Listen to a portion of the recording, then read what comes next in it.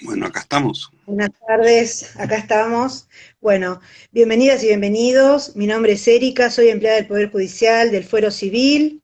Soy afiliada a la Unión de Empleados de la Justicia de la Nación, única organización gremial con personería para representar a los y a las judiciales. Hoy les traemos una nueva entrevista que venimos haciendo en el ciclo desde el Fuero Civil para tratar las diferentes problemáticas y desigualdades que afectan a nuestro fuero. En un fuero en el que hay mayor cantidad de magistrados, mientras que se anotan o postulan más mujeres, en el que hay más camaristas de sexo masculino que femenino, y en donde pasan situaciones como las que ha vivido la doctora Famay, nos contaba en una de las entrevistas que tuvimos, de una lamentable reacción que tienen a veces cuando ven que una mujer joven es nombrada juez. Nuestra organización viene luchando fuertemente, digamos, para que haya una mayor perspectiva de género en nuestra justicia, y para ello se requiere una mayor capacitación. Eso, bueno, para que dejen de ser meramente cursos y se logre realmente que esto sea una práctica habitual, ¿verdad? Bueno, sabemos que en Argentina hay hombres que trabajan 1 hora y media más por día sin remuneración, mientras que las mujeres lo hacen más de 4 horas por día. Esto no es ajeno al Poder Judicial, ya que las mujeres son las que mayormente se quedan después de las 13:30 trabajando. Esto se ve hoy más claramente, ya que las compañeras se encuentran, además de haciendo trabajo remoto, trabajando en sus casas, digamos, ayudando a sus niños en las tareas de escolares, además atendiendo a los adultos mayores, haciendo quehaceres hogareños, entre otras cosas.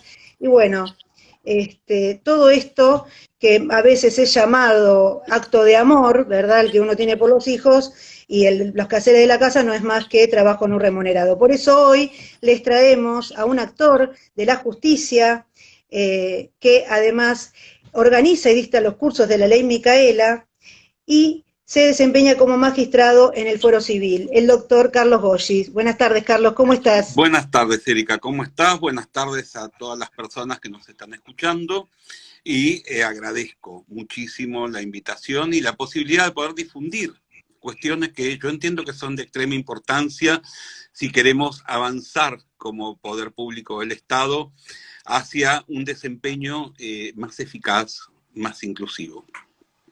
Sí, la verdad que sí, estamos trabajando muy fuerte desde el gremio, por eso nos pareció importante convocarlo, porque sabemos que está en todo este tema y la verdad, un placer tenerlo hoy.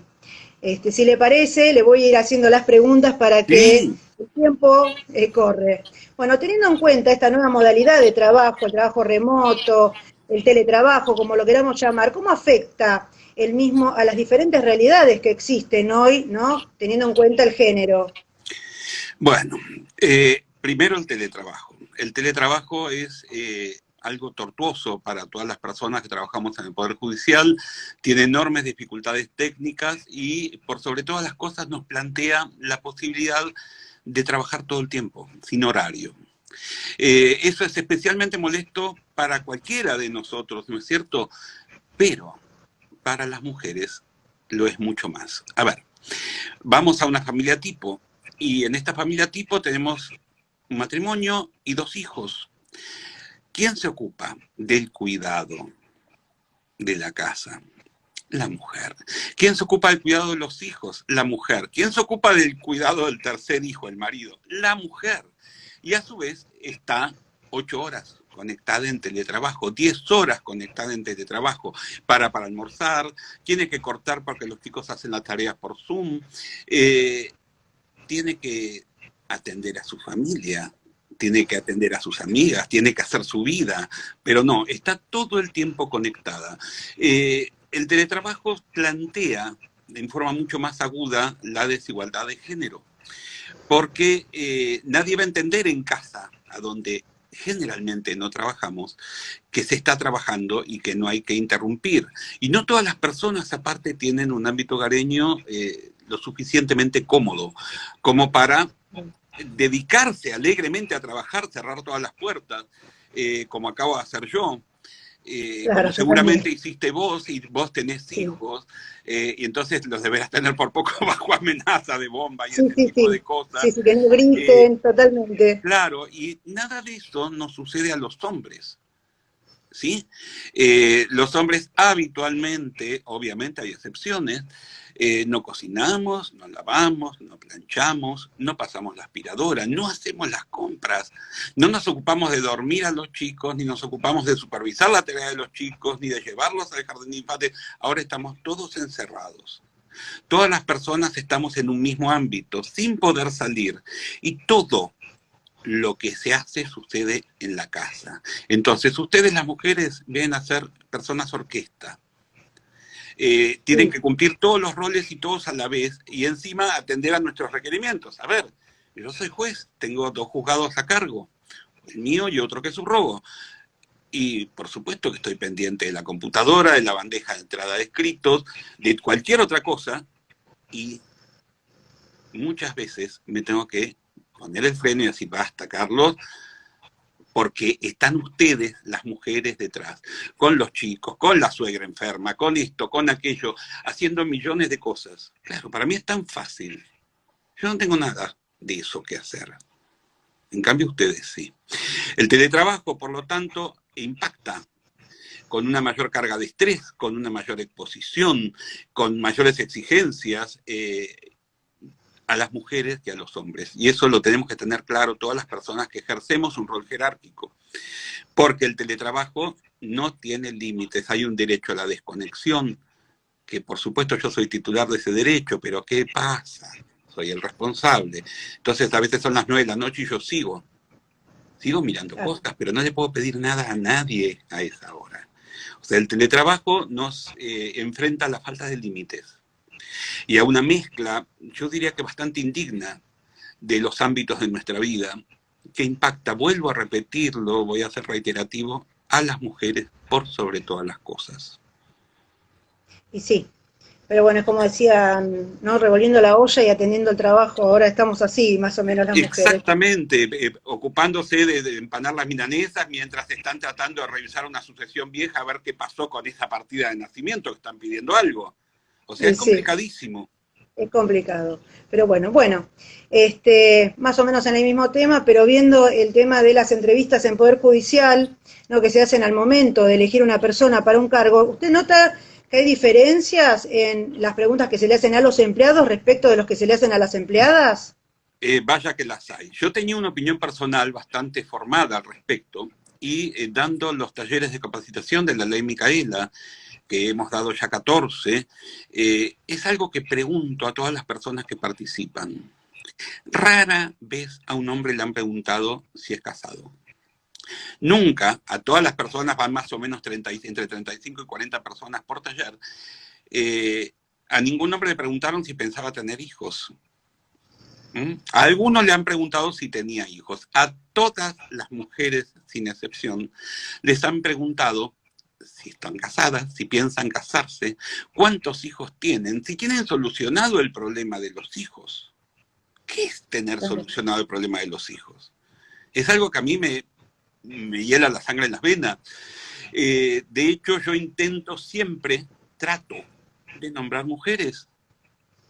¿Por qué? Porque es a quienes se les producen todas las dificultades para poder ascender.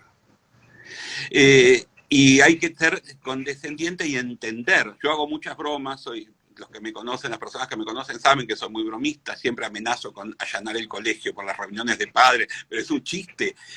Pero ¿quiénes van a las reuniones de padres? Y las madres, por lo Las general. madres, se llaman de padres las reuniones, pero van las madres. Sí. ¿Quiénes van cuando alguna de las criaturitas hizo algo muy mal, por ejemplo, pegarle a alguien, esas cosas, y son citados al colegio? ¿Quién ve? ¿El papá? A las madres. Va la madre. Bueno, entonces todas estas cuestiones eh, influyen a la hora de seleccionar a una persona para ascenderla. Sí, Y de yo hecho creo que, claro, tenemos llamados a veces en medio del trabajo del colegio con que le pasó algo al nene y salen o que le duele la volando, y muy panza, rara claro, y vez, eso, Claro, muy rara vez un empleado varón sale. Entonces, yo creo que las personas que tenemos un rol jerárquico de decisión para nombrar a alguien, y no hace falta que seamos jueces, porque perfectamente puede ser una secretaría general o una dependencia de la secretaría general, tenemos que tener eso muy en cuenta. Nosotros no podemos generar contextos de discriminaciones de mayor presión, o, por ejemplo, obligarlas a ustedes a mentir. Yo empecé a trabajar hace unos cuantos años, mi cara no miente, y en aquella época no había reemplazo para las empleadas que tomaban su licencia por maternidad. Entonces me acababan de nombrar, hacía muy pocos meses que me habían nombrado y de golpe me ascienden. Y dije, wow, qué bueno. No, qué bueno no, porque la auxiliar, la escribiente, una chica de mesa de entradas, las tres a la vez, con una semana de diferencia, tuvieron familia. Entonces yo atendía la mesa de entradas, confrontaba, tomaba audiencias, despachaba, paralizaba, subía, bajaba, me faltaba el plumero, ya saben, ¿sí? Bueno, eso por suerte fue modificándose.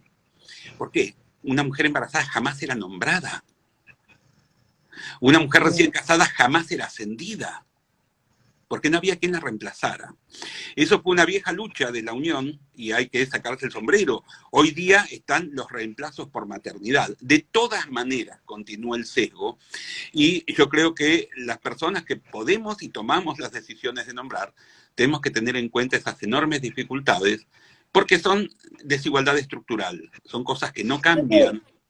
Ya que trató el tema de las licencias, ¿usted haría alguna modificación al régimen de licencias? Hay unas cuantas modificaciones al régimen de licencias. Hay personas que abusan de ese régimen, pero estamos hablando de género. Y yo entiendo que los 3 meses muchas veces no son suficientes, sobre todo con el primer hijo. Las que tienen el tercero, por poco al mes ya quieren volver porque están con el bebito, o sea, es una cuestión muy estresante, es terrible ese periodo, es como se meten en un tupper y desaparecen y son teta pañal, semanas enteras. Entonces cuando al final vuelven al jugado es como ir a Disney, están chochísimas, pero con el primer bebé no. Y si tuvieron un parto complejo o la criatura tiene algún problema de salud, que casi todas se arreglan en 2 minutos a esa edad, ustedes la pasan muy mal y a veces volver a los 2 meses y medio, porque ninguna se va el día que le empiezan las contracciones, son contados los casos, es un tiempo muy corto. Entonces yo extendería, sin duda se extendería la licencia por maternidad, además de hacerla más prolongada para los padres. Porque, a ver, además, discúlpame, no es solamente que si nosotros necesitamos más tiempo, nos gustaría estar más tiempo, es que al 5.º día nosotros volvemos a trabajar. Ya se fueron todos los regalitos de la nursery, ya todo eso, y ustedes se quedan solas, con episiotomía, trastornadas con toda la cuestión de amamantar, que no siempre es fácil y a veces duele mucho. Y nosotros nos vamos 8 horas, tranquilos, felices de la vida, y ustedes se quedan directamente a la deriva, desesperadas. Entonces, no solamente pasa por si yo voy a necesitar más tiempo con mi hijo recién nacido, pasa porque nuestra presencia es imprescindible. Y aparte entiendo que es una cuestión cultural. Si nosotros, los hombres, no aprendemos a desplegar roles de cuidado, si no aprendemos a cuidar, y si no tenemos la posibilidad de aprender, no lo vamos a hacer jamás. Entonces, para mí es muy importante ampliar la licencia para ustedes, porque esos 3 meses a veces son muy poco, y ampliar la licencia para nosotros y poder escalonarla, por ejemplo, 3 días una semana, 2 días otro, de suerte tal de que nosotros vayamos entrenándonos. Los hombres no aprendemos a cuidar, no sabemos cuidar. Ustedes son educadas para cuidar, nosotros somos educados para cualquier otra cosa, y eso también hace la diferencia. Entonces el régimen de licencias es profundamente injusto en ese sentido, porque no solamente que, volvamos al tema, yo me quedo sin pasar tiempo que es vital con mi hijo recién nacido. Ustedes se quedan completamente a la deriva y solas y desprotegidas, y la persona recién nacida, el interés superior del niño, ¿dónde está? El confort y el bienestar de esa persona recién nacida se logra de esta forma, no se logra de otra manera. Y a ver, nosotros trabajamos en el Poder Judicial y nuestro principal trabajo es reconocer y otorgar derechos, ¿verdad? ¿Y qué estamos haciendo? Creo que es al revés. Qué paradoja, que en el lugar a donde cuidamos a la persona, donde tratamos de proteger los derechos subjetivos y hacerlos efectivos, resulta que para nosotros mismos en casa de herrero cuchillo de palo. Eso me parece inaceptable. Yo entiendo que es una reforma que se impone y que es urgente.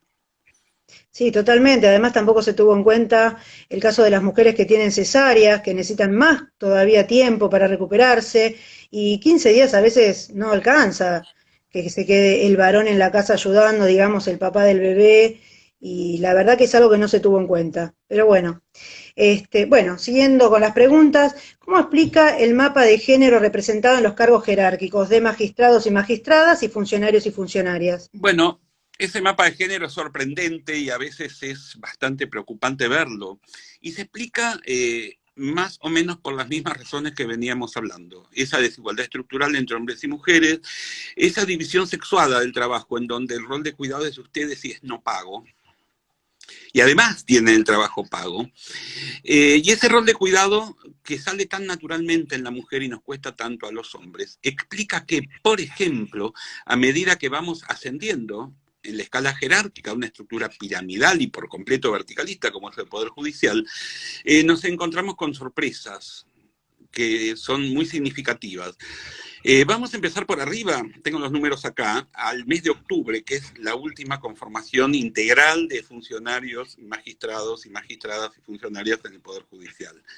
Al mes de octubre, el 32% de los camaristas eran mujeres, solamente el 32%. Es el rol de máximo poder, es el vértice de la pirámide en el fuero civil. Entonces, un 32% de mujeres. Y las secretarías de Cámara, que también es un paso previo prácticamente a ser juez, de acuerdo a la carrera judicial clásica, hoy con cursos mediantes, ese cursus honorum obligatorio ya no se cumple de la misma forma, pero no es lo mismo ser secretario de primera instancia que ser secretario de Cámara, ¿verdad? Bueno, el 41% de las secretarías de Cámara es ocupado por mujeres nada más. Entonces, en segunda instancia tenemos un 32% de cargos de magistratura para las mujeres y un 41% de cargos de secretario de Cámara para las mujeres. Sin embargo, las secretarías generales de la Cámara, que es un lugar que todo el mundo lo toma menos y a mí me da muchísima bronca. Yo fui 7 años secretario general de la Cámara, hice el trabajo extenuante que es desempeñarse ahí, lo importante que es que nadie lo ve. Las secretarías generales están asociadas con ese estereotipo femenino del cuidado, ¿verdad? Son roles de apoyo logístico para las decisiones, de apoyo documental, de manejo del personal, de la infraestructura edilicia. ¿Es cuidado o no es cuidado? ¿Dictan sentencias acaso? No. ¿Tienen expedientes? Sí, solamente la Secretaría de Jurisprudencia, recurso de inaplicabilidad de ley del plenario. Y después no. Después las cuestiones disciplinarias. Entonces, no tienen el poder de los jueces. Oh, casualidad, es Cámara. El 59% de los cargos de funcionarios en secretarías generales son de mujeres. ¡Apa! Entonces, cuando tenemos un rol de cuidado, hay mujeres. Cuando tenemos un rol de decisión y ejercicio del poder, hay hombres. Eso pasa en Cámara. Vamos a primera instancia. En primera instancia, los jueces en general, los 110 juzgados, sin dividir familia de patrimonial, tenemos que hay un 41% de jueces mujeres. Las juezas mujeres son el 41%. Luego hay un 59% de jueces hombres, clarísimo. Hay una mayoría de jueces varones. Y si bajamos un poquito y vamos al cargo de secretario, yo siempre digo que el cargo de secretario de primera instancia es extenuante. Tenés el despacho para revisar, el personal, las audiencias, el confronte, que la mesa de entradas esté bien, que nadie nos moleste a las personas que ejercemos la magistratura. Son personas como Windows, que hacen 5 cosas a la vez, que no tienen horario, que quedan destruidos. Oh, casualidad, el 51% de los cargos de secretaría de primera instancia es ejercido por mujeres. Es el cargo de más trabajo de las dos instancias, y ahí sí las mujeres son un poquito mayoría. Y me quedo así pensando, ¿verdad? En cámara no, es el 41%. Vamos a ese fuero asociado con el cuidado, con la familia, con el amor, con todo eso que vos decías hace un rato, Erika, de qué maravilla todo lo que hacen las mujeres y que se entiende que no tiene que recibir ningún tipo de pago, porque se hace en nombre del amor. Bueno, Sí, si nos mal quedamos llamado viudos y activismo. tenemos que conseguir quien limpie, quien cocine, quien planche, quien vaya y te lleve a los chicos, eso cuesta mucha plata, ¿verdad? Bueno, Totalmente. en el fuero de familia son 24 juzgados, es el fuero del no amor, ¿no? De cuando las cosas salen mal en esas cuestiones del cuidado. El 66% de las juezas son mujeres.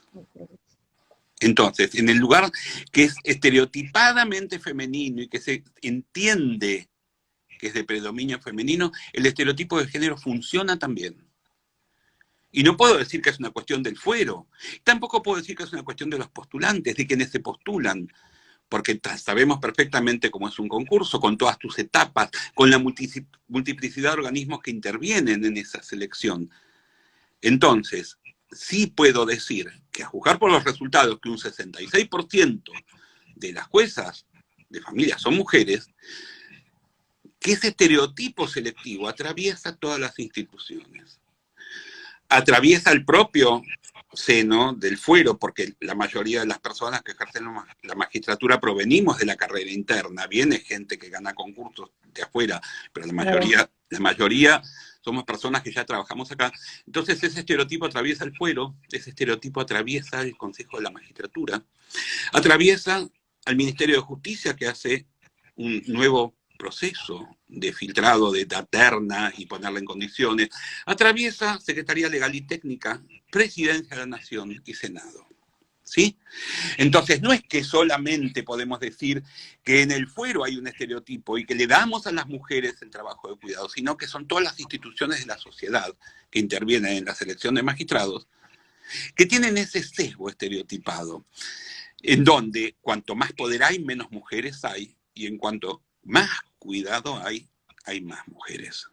Eso es preocupante, ¿sí? Sí. Porque si nosotros hablamos de desigualdad estructural, si nosotros hablamos de esa diferencia inaceptable que subsiste a pesar de todas las pautas de objetividad para que no exista, para que no ocurra, y por eso tenemos desde hace más de 25 años el artículo 75, inciso 22 de la Constitución Nacional, que nos exige las acciones positivas, resulta que eso no se nota en los resultados. Porque vuelvo a repetir, cubriendo vocalías en la Cámara hay un 32% de mujeres. Y vayamos a la base poblacional. El 52% de la raza humana son mujeres. Si hubiera igualdad, tendría que haber un 52% de camaristas, un 52% de secretarias de Cámara, un 52% de juezas de primera instancia, y también tendría que haber un 48% en las secretarías generales, ¿sí? De hombres trabajando. Claro. No, resulta que en secretarías generales, lugar de cuidados, si los hay, es el 59% de mujeres trabajando en cargos jerárquicos. Y en el juzgado de familia, y el 66% son juezas. Alto. Es muy alto. Entonces, aquello que nosotros atribuimos a la mujer, que es cuidar, que es amamantar, que es educar, que es cocinar, se traslada al trabajo. Sí. Y es preocupante. En todos los ámbitos creo que pasa también, ¿no? Entonces, me imagino que sí, pero resulta que nosotros trabajamos en el fuero civil y a mí me interesa lo que sucede en nuestro lugar de trabajo. Sobre todo, lo repito, porque se supone que nuestro fuero es el guardián de los derechos subjetivos, es el guardián de la igualdad. En los ámbitos de la privacidad, nosotros trabajamos en conflictos entre personas privadas sujetas a reglas de derecho privado. Es el ámbito por excelencia del derecho subjetivo. Bueno, en ese ámbito por excelencia de protección y de expansión, de consolidación y de fortalecimiento de tantos derechos subjetivos, resulta que el estereotipo de género talla con una fuerza en absoluto despreciable. Repito, en Cámara solamente el 32% de las vocalías son ocupados por mujeres. Entonces, ¿qué pasa con aquellas cosas tan lindas que decimos en las sentencias y que están en los tratados y en los artículos de doctrina? A la hora de ponerlo en práctica, eso no sucede. Entonces, el mapa de género, ese mapa de género que acabo de describir, a mí me da una pauta muy importante. Creo que hemos contestado la pregunta. Esto tiene que ver con la vulnerabilidad, ¿no es cierto?, que hay, y la vulnerización de la mujer, digamos, en el ámbito de trabajo y en sus nombramientos también, ¿verdad? Y claro, no es fácil, y a medida que se va ascendiendo, las cosas son cada vez más difíciles. Pensemos, por ejemplo, en qué significa un concurso. Un concurso de antecedentes es juntar justamente los antecedentes. ¿Qué hace un hombre? Quiere hacer un posgrado en Derecho de Daños en Transporte Multimodal. Se anota y lo hace. ¿Cuándo es? Los jueves a las 4 de la tarde. Yo te pregunto a vos, Erika, los jueves a las 4 de la tarde, ¿puedes decir ya mismo qué haces? Y no, ¿Por tengo qué? que fijarme, porque siempre me pasa lo mismo, o sea, cada vez que quiero hacer algo me pasa esto, o he empezado cosas y el tema es los chicos a veces del colegio, no tener con quién dejarlos, bueno, diferentes tareas que uno tiene que hacer como mamá, que bueno, deja a veces de lado las cosas justamente a veces de estudio que uno quiere hacer y seguir, para atender a los chicos. En Yo cambio, me he visto un poco limitada, porque no tenía a veces con quién dejarlo. exacto, en cambio los hombres vamos y hacemos el posgrado. Posgrado en Derecho Deportivo, ¡guau! Nos encanta. Vamos, ya lo hacemos. Es los lunes de 3 a 18. Vamos. De 3 a Claro. 18 vos llegás, te ocupás un montón de cosas en tu casa, a las 4 de la tarde salís corriendo a buscar a los chicos, tenés que hacer pulsitos seguramente, o esperar que una se quedó en la casa de Menganita, pasar por la librería a comprar las cosas, ocuparte de la cena, y ya son las 19:30, y resulta que no pudiste hacer nada. Y son 2 días, lunes y jueves. Yo ya tengo 2 posgrados, vos ninguno. Así sucede con cada cosa. Aparte, la cuestión de la vulnerabilidad no pasa solamente por eso. Las tareas de cuidado y ese rol de cuidado que ustedes lo llevan con tanta firmeza, adherido como un tatuaje, también determina que ustedes se enferman más. ¿Sí? Cuando una criatura vuelve del jardín de infantes totalmente llena de mocos, que sucede, es una constante biológica, ¿o no? ¿Vos cuántos chicos tenés? Sí, yo tengo 3. Bueno, te habrá Son un poco más pasado. grandes, por suerte, pero las he pasado, sí. Sí, bueno, entonces resulta que vuelven hechos un cachivache de jardín de infantes. ¿Y quién se contagió? Y yo tengo muchas anginas de por medio, muchas Los cuestiones, hombres enfermedades intestinales. generalmente ese resfrío no nos lo agarramos, salvo que vivamos en un departamento muy chiquito, bueno, o que tengamos un rol un poco más humano en la distribución de las tareas en nuestra casa. Cuando toda la familia se enferma de gripe, ¿quién se levanta a hacer de comer? Y por lo general me levanto yo, si yo estoy Claro, enferma, no, por suerte mi marido me ayuda, pero bueno, si él está enfermo, y bueno, bravo por él. yo lo he tenido operado y he tenido que correr, los chicos eran chiquitos, con los 2 chicos, al jardín, al trabajo, salir del trabajo, los 2 bolsos, me acuerdo de los 2 chicos porque eran chiquitos. A veces me ayudaba el señor de la entrada ahí del edificio con los niños para entrar al jardín, me acuerdo. No, no, las he pasado Bueno, todas. y entonces volvamos a la cuestión de la gripe. Las 5 personas en tu casa engripadas, todos en cama, todos con 38,5, a todos les duele todo. ¿Quién se levantó a hacer el desayuno? Mucho. La madre. ¿Quién se levanta a hacer de comer? La madre. ¿Quién se levanta a las 3 de la mañana porque llora el más chiquito? La madre, porque el otro también tiene 38. Entonces, ¿qué pasa? Primero, se enferman más. Segundo, tardan más en recuperarse, porque en vez de descansar, se ocupan de cuidar. Sí. Y así sucede con absolutamente todo. Entonces, yo salgo del trabajo y si me quiero complicar la vida, me voy a hacer el posgrado. Ustedes salen del trabajo y tienen que pasar rápido por el supermercado, porque es ahora que no hay nadie, porque después a Así. las 4 empieza la cola, todo, y a las Sí. 5:30, la pobre infeliz que no puede ir al supermercado, tiene que ir con los chicos al supermercado, que lloran, tocan, quieren, piden, lo veo yo. O sea, todas las Sí, personas creo sí. que podemos ver ese aspecto de la cotidianidad de ustedes. Eso se llama vulnerabilidad. Y son todas cuestiones que inciden en el trabajo. Y por eso son las preguntas que se hacen en las entrevistas, que es lo que vos me preguntaste hace un rato. O sea, son todas cuestiones que creo que nosotros tenemos un deber muy insoslayable de atender y de tener en cuenta. Por ejemplo, vulnerabilidad. ¿Qué pasa con el accidente de tránsito? ¿Eh? ¿Qué sucede con la incapacidad? ¿Cómo incide que a mí me duele una rodilla de por vida? ¿Y cómo incide que a una mujer con hijos le duele una rodilla de por vida? Porque cuando yo llego a casa, lo sumo, me siento a mirar la tele o a hacer lo que fuere, o a jugar con los chicos. Ok, no hagamos estereotipo también del hombre cromañón, ¿no es cierto?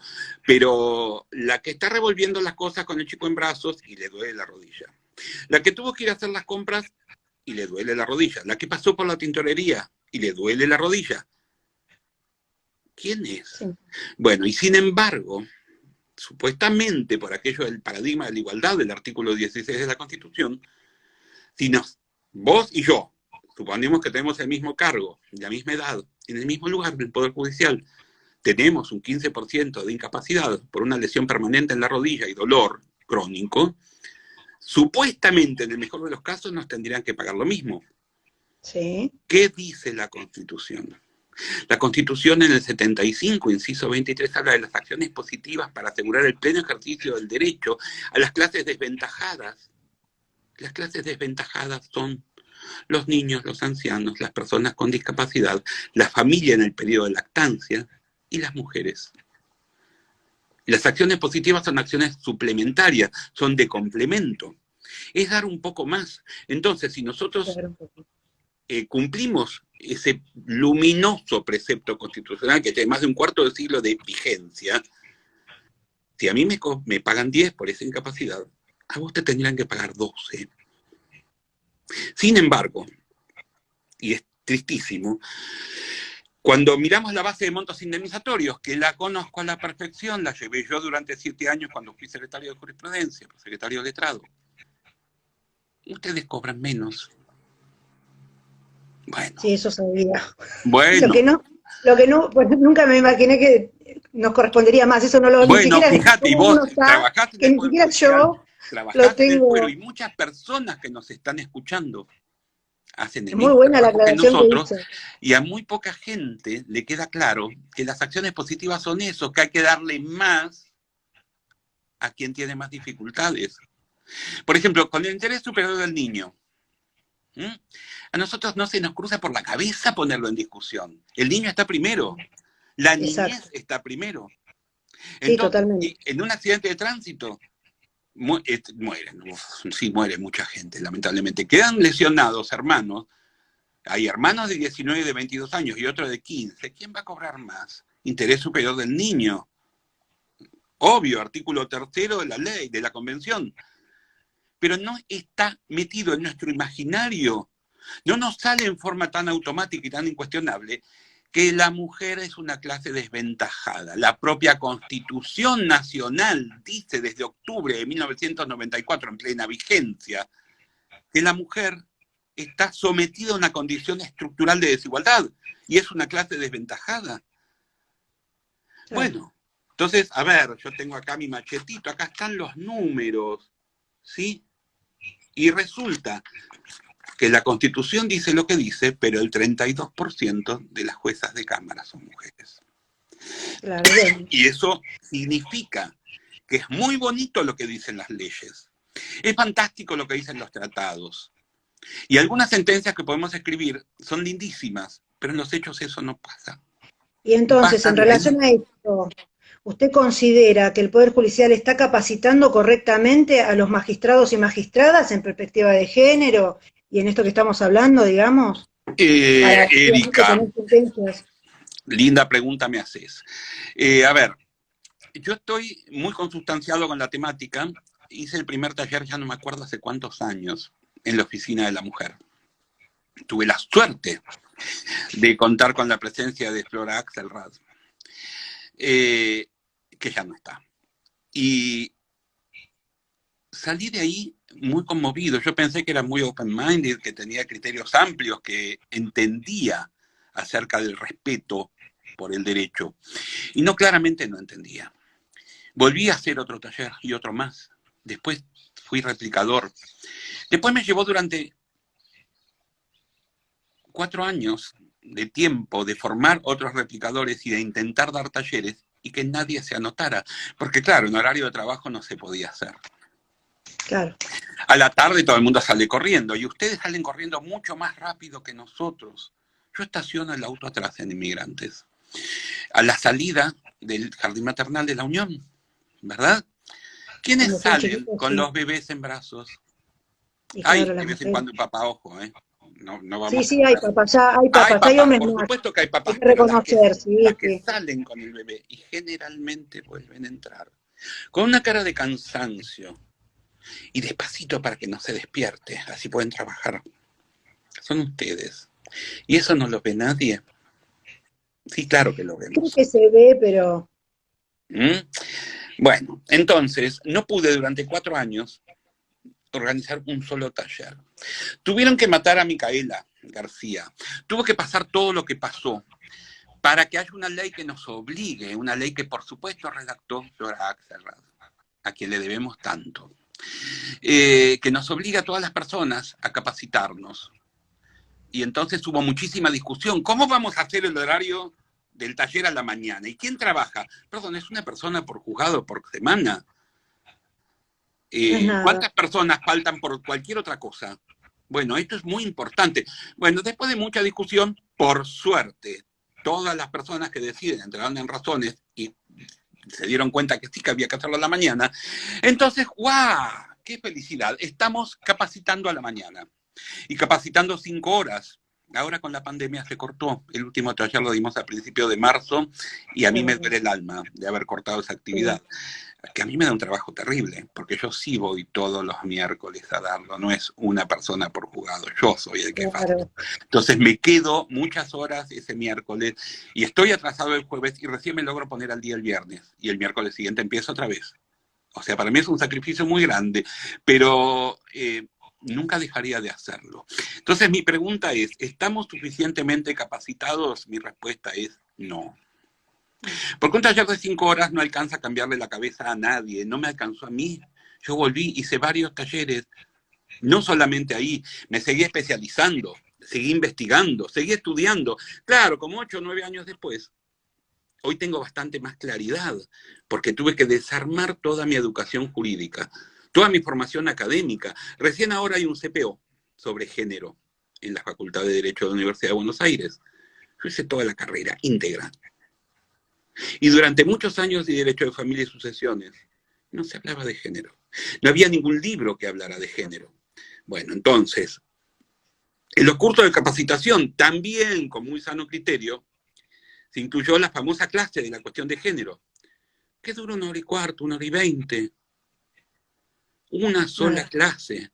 Vos creo que estuviste en una, ¿o no? Ah, no, sí, yo estuve, pero sí, Claro. sí, sí, yo Pero ya dura había la hecho nada. género, pero me Dura encantó, la sí. nada, te encantó. Y yo lo primero que dije es aquello del 75, inciso 23, pero lógico, es tal el ruido que hay en nuestra cabeza, exactamente en contrario a eso, que vos recién no te acordabas. Y no lo estoy diciendo para decir, uy, Erika no se acordaba. Al revés, estoy diciendo para poner de manifiesto la terrible deficiencia formativa que tenemos. Porque si nosotros no estamos entrenados para que eso nos salga automáticamente a la superficie, al acto, a la palabra, al escribir, al tomar la decisión, eso no sale. ¿Se entiende? No sale. Entonces, acá hay que trabajar en capacitación y trabajar más. No basta con cumplir la ley Micaela, que es maravillosa, y antes no había ni siquiera eso. Y solamente Creo que por eso la también clase de 1 hora. el gremio viene, que por eso creo que el gremio también viene trabajando tan duramente en esto, ¿no? En el tema de la capacitación, en el tema de hablar las cosas, porque si no, es como que no se ven, y si no se ven es como si no estuvieran, pero están ahí. Están, y aparte, por más que lo veamos, si no tenemos las herramientas cognitivas que nos permitan pasar al acto, que nos hagan comprender que es contrario a derecho no hacerlo, eso lleva tiempo. ¿Cuánto tiempo lleva formar un buen judicial que tenga un título de abogacía? ¿Cuántos años? Y ¿10? bastante. ¿12 años? Un jefe de despacho. 14 años. Y hay gente que tiene carreras mucho más difíciles porque no tiene suerte de caer en un juzgado con movilidad. Entonces son muchos años más. Todo Sí, eso es eso verdad. sin escuchar la palabra género.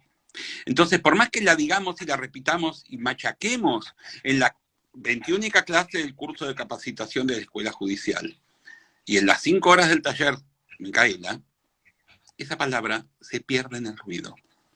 Entonces, la capacitación de género es comprender Y en el todo el apuro también, derecho. porque...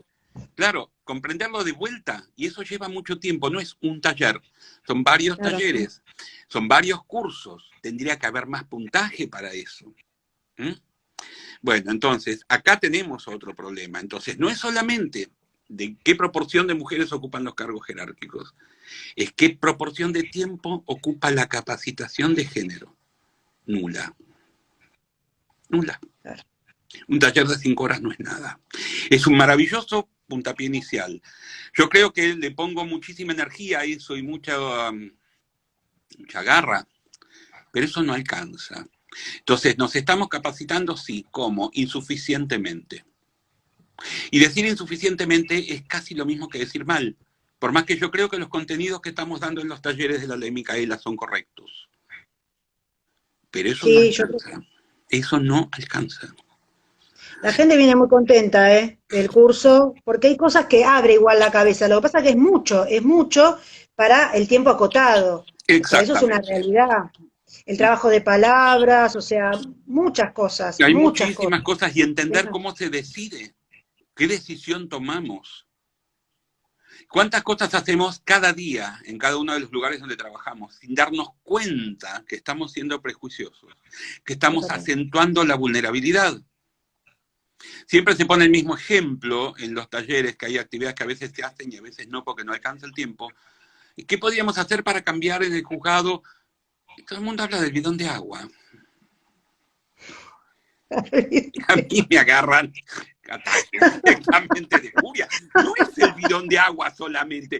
Claro que es pesado, obvio, pero no es solamente el bidón de agua. Es cierto. Son los paralizados, son las audiencias con personas violentas, que a veces tenemos audiencias durísimas. Son tantas cosas más. Es entender que... Le iba a contar una anécdota. A mí me pasó, estando embarazada en una audiencia, donde los abogados se pusieron violentos. Y yo les pedía, por favor, que guardaran el decoro, porque estábamos en una audiencia y no podían tratarse así. Los abogados, no las partes. Bueno, no me quedó otra que terminé llamando al secretario. Vino el secretario, ¿y cuál fue la contestación del abogado? Que la culpa era del juzgado por haber puesto una mujer embarazada frente a una audiencia. ¿Qué? ¿Qué tiene que ver con el respeto que hay que guardar a la persona que tenés enfrente? Le dije yo. ¿Y qué tiene que ver que estoy embarazada? A las dos personas. Bueno, a la niña claro, que está por venir, a la persona que necesita calma y paz. Claro. Insólito. Trabajamos en un lugar de guerra. Bueno, y ahí tenés el estereotipo de género. Entonces, claro. ¿cómo pusieron? Claro, vos no podías tomar audiencias porque estabas embarazada. No tenía nada que ver, claro, según el abogado. Bueno, ¿Qué? No tenía nada que ver, le digo, pero sin embargo merecías respeto y merecías un ámbito calmo para trabajar, como lo merecemos todas las personas, pero vos en ese momento con más razón. Bueno, y son millones de cosas que están implícitas, por eso se llaman estereotipos, que son imposibles de cambiar de un día para el otro. Eso lleva tiempo. Pero bueno, sigamos, porque si no los dos nos vamos a poner a charlar y me quedan dos preguntitas. Bueno, desde la Unión venimos trabajando también fuertemente para la ratificación del convenio 190 de la OIT, que hoy justamente lo trató el Senado, por lo que lo aprobó la Comisión. Ah, bueno. Y según usted, ¿qué medidas de protección y prevención podrían implementarse en la justicia y qué vías de recurso y reparación podrían aplicarse, no? Preguntas filosas me hace Erika. Bueno, a ver, vamos por partes. El convenio habla del acoso laboral y habla de género. Entonces, vamos a la cuestión genérica, que es el acoso. Una estructura vertical y piramidal, tan fuertemente vertical y piramidal como es el Poder Judicial, lamentablemente, puede ser el lugar a donde se suceda el abuso y el acoso. ¿Sí? Yo lo he vivido personalmente, hace 39 años que trabajo y no he tenido momentos fáciles. Por suerte fueron muy pocos.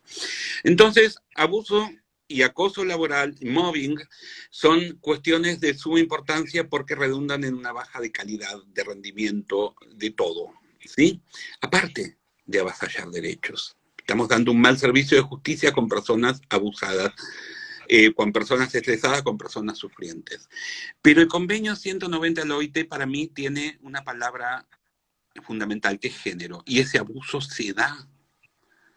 Y cuando hay que violentar o maltratar a alguien, es mucho más fácil darle una muy mala respuesta a una mujer que a un hombre.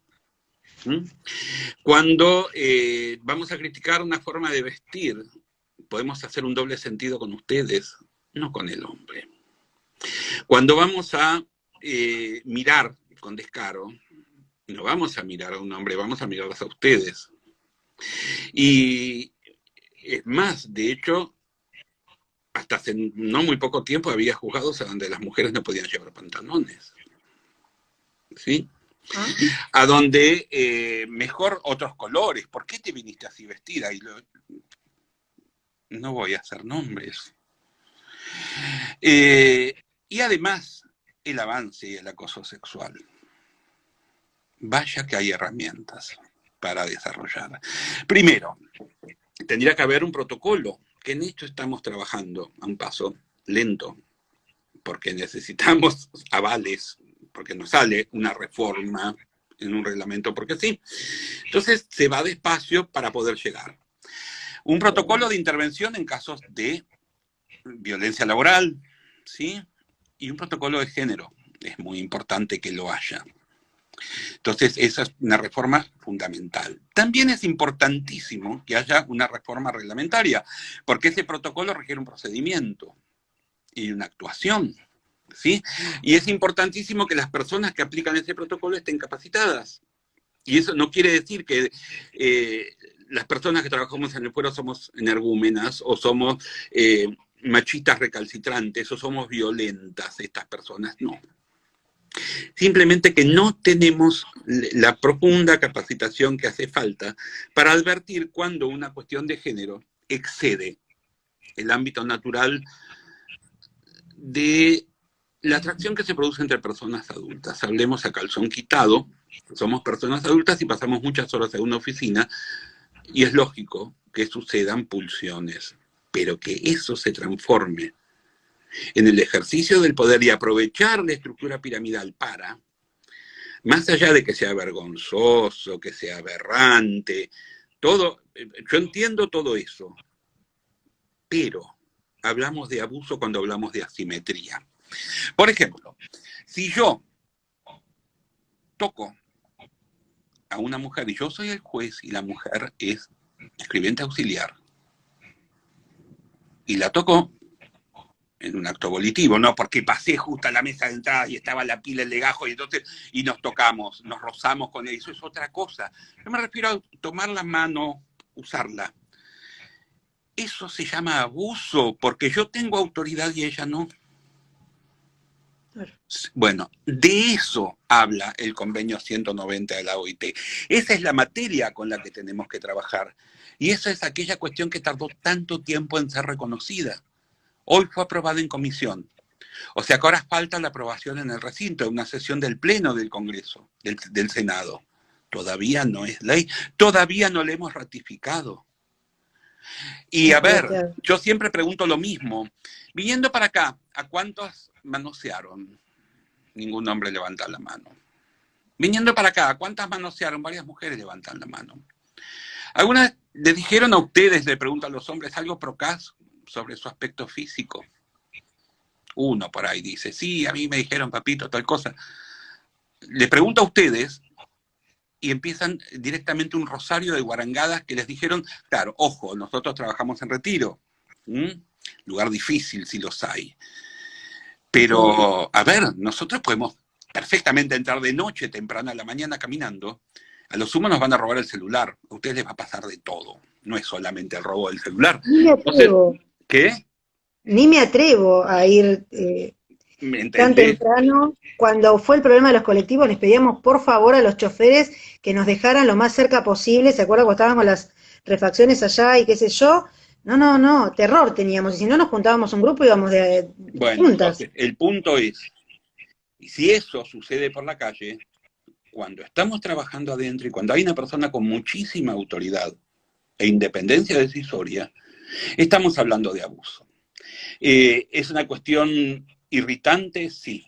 ¿Que genera incomodidad su sola mención? Sí. Por supuesto que sí, pero hay que tener coraje y tener compromiso y a enfrentarla y asumirla. Por eso para mí es tan importante el convenio 190, porque la cuestión de género creo que es medular en ese convenio y en los términos del abuso, por la asimetría, porque así que tengamos la misma jerarquía, ser hombre lamentablemente no es lo mismo que ser mujer. ¿Mm? Y es importante que nosotros podamos reformar el reglamento para que haya procedimientos especiales y que hayan protocolos para que no se produzca algo que es lamentable y que sucede casi siempre, que es la revictimización secundaria. La víctima, al ser interrogada, al ser colectada la prueba necesaria, vuelve a ser victimizada.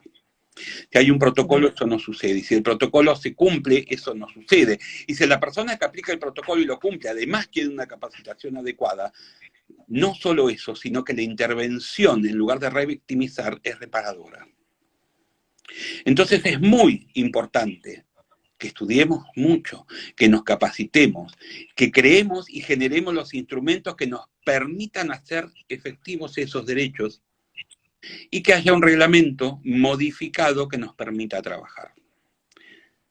Yo entiendo también que para eso es muy importante que en la Cámara Civil haya una comisión de género.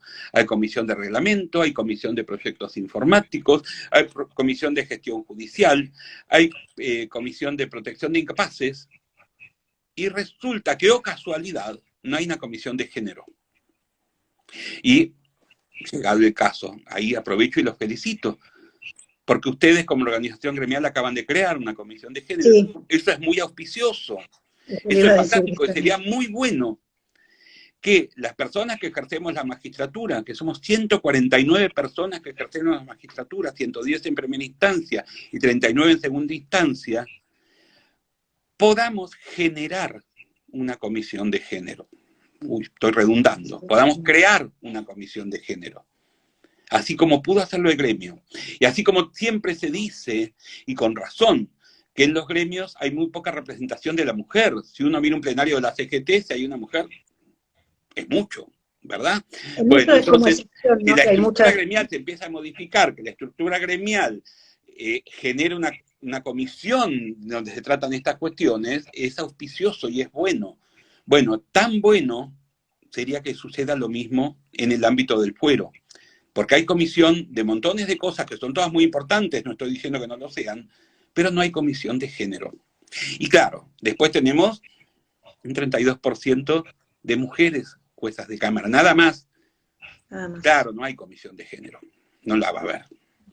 Tendría que haberla. Bueno, para que cambie, que podamos ver un cambio, ¿no?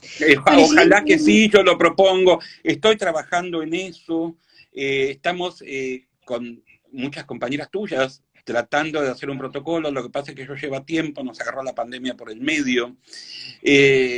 Nada, vamos avanzando y ojalá lleguemos, ¿sí? Ojalá, la verdad que lo necesitamos. Nos queda poco tiempo. Una última pregunta nos queda, que es, hace poco tuvimos el fallo en Chubut de este fiscal, de esta chica que fue violada, y el fiscal, la verdad que tuvo una frase, un término bastante desagradable, y llamó a una violación desahogo sexual. ¿Qué opinión le merece esto, digamos? ¿Cómo lo explica? Es un tema complejísimo. Primero, la actitud patriarcal, la actitud que pase por alto toda cuestión de género, no solamente la va a ejercer un magistrado hombre o un fiscal hombre, también están en cabeza de mujeres esas actitudes. La mujer puede ser tan patriarcal como un hombre, sí, y ser mujer no garantiza absolutamente nada. En este caso es bien paradigmático, bien de emblema, que alguien utilice terminología tan vieja, y vieja lo digo en serio, no anticuada, vieja, derogada. Antes eran delitos contra el honor. Perdón, ¿qué honor? Yo soy honorable por un montón de cosas, no por si he sido violado o no. Y puedo tener un desempeño honorable como juez y no tiene nada que ver con mis genitales. El honor creo que es otra cosa, me parece a mí. La noción patriarcal del honor era que la mujer solamente sea tocada por su marido o no sea tocada. ¿Mm? Entonces, ese es el sentido de las palabras del Código Penal derogado hace muchísimos años, cumpliendo con compromisos internacionales. Hoy se habla de los delitos contra la integridad, la libertad sexual, la dignidad de toda persona, por sobre todo de las mujeres. Antes se hablaba de crimen pasional, hoy se habla de femicidio. Entonces, los términos que usamos no son inocentes y hablan de una ideología y hablan de nuestra manera de entender a la sociedad y entender al derecho. Y que un magistrado del Ministerio Público Fiscal utiliza el término desahogo sexual. No puedo usar palabras pronunciables en este ámbito público porque me salen groserías. Me parece algo totalmente aberrante, fuera de contexto, anacrónico, refiriéndose a categorías jurídicas que reposan sobre normativa derogada hace muchísimos años atrás. Y completamente contrarias a derecho, porque nosotros tenemos un 75, inciso 23 en nuestra Constitución Nacional. Fantástico, el inciso 23 nos obliga a desplegar las acciones positivas, pero tenemos las reglas de Brasilia en donde no hay que revictimizar a nadie, y mucho menos a una mujer. Tenemos el principio de debida diligencia, pero sobre todo las 100 reglas de Brasilia, que son 100. Si siguiéramos siempre las 100 reglas de Brasilia, qué distinta sería la justicia. Y tenemos CEDAW, tenemos Belém do Pará, tenemos la ley de violencia contra la mujer, además de que el Código Penal ya no usa esa terminología, insisto, hace décadas. Entonces, me resulta aberrante, me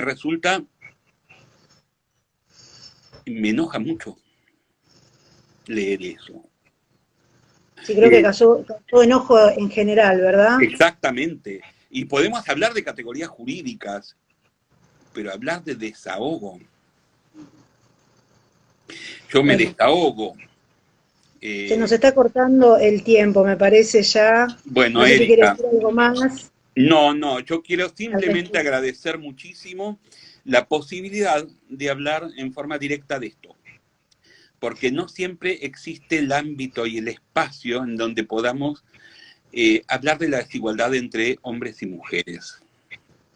Entonces, nosotros le agradecemos también muchísimo a usted por este tiempo, la verdad, enriquecedor, agradable, para todas las trabajadoras y trabajadores que representamos, de la Unión, ¿no es cierto?, para el público en general. Y bueno, no sé si quiere decir algo más. Nada, que muchas gracias y que he disfrutado muchísimo, me he sentido muy cómodo, pero como estoy teniendo el celular, ya se me está calambrando el brazo. ¿No? Sí, me imagino. No, le agradezco muchísimo, gracias. Me dio mucha tranquilidad. Un placer, la verdad. Fue tu primera entrevista, ¿verdad, Erika? Sí, la primera, no se notó, muy cálida, o sea, estabas nerviosa al principio, pero bueno, sí. A ver, ya pasó, bueno. Y disfruté mucho conversando con vos. Muchísimas gracias. Yo también, bueno, y muchas gracias a todos los que nos están viendo, judiciales, no judiciales, hombres, mujeres, bueno, gracias a todos, y bueno, esperemos que nos vernos de nuevo en otra nueva entrevista, que seguimos con este ciclo de entrevistas que llamamos Los desafíos de la justicia que se viene, doctor. Y si nos vemos de vuelta, el nombre. Y si nos vemos de vuelta, que podamos contar avances y no solamente problemas. Ojalá que podamos contar un avance en el protocolo y bueno, que se haya aprobado el convenio 190, que es muy importante realmente. Por supuesto. Bueno, espero que no se hayan aburrido. Muchas gracias a las personas que para están viendo y otra vez será. Bueno, muchísimas gracias, doctor. Hasta la próxima. Hasta luego. Un placer. Igualmente. Chau a todos. Gracias por estar.